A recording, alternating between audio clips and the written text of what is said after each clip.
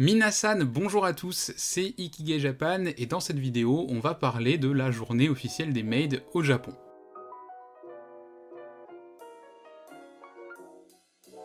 Alors une maid, qu'est-ce que c'est exactement?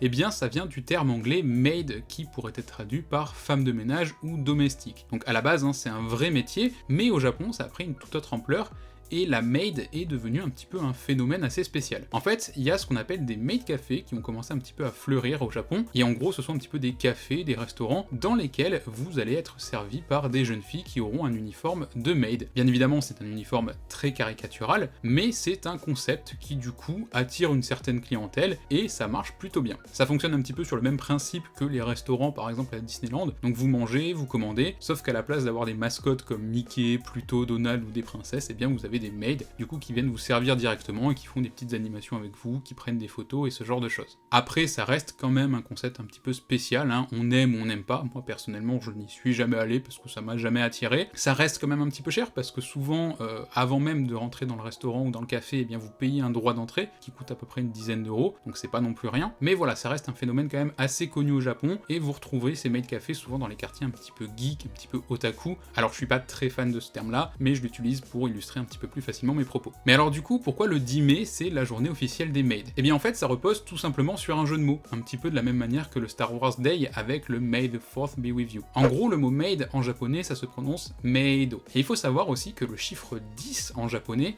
eh bien de manière traditionnelle se prononce do. Donc du coup vous avez juste à prendre le mois de mai en anglais, Mei, plus le chiffre 10 de manière traditionnelle en japonais, do, pour faire meido. Et là, vous avez votre jeu de mots. Je précise quand même que le mois de mai en japonais ne se prononce pas mei, hein, ça a un autre nom, mais voilà, ça fait un petit peu de jeu de mots marrant, et du coup, ça en fait la journée officielle des maids. Alors bien évidemment, c'est pas un jour très important pour le Japon, c'est pas un jour férié ou quoi que ce soit, mais ça reste une petite anecdote assez sympa à savoir et à connaître sur l'univers du Japon. Je vous remercie à toutes et à tous d'avoir visionné cette vidéo, je vous souhaite de passer une très bonne journée ou une très bonne soirée, et j'espère vous retrouver bientôt sur Ikigai Japan.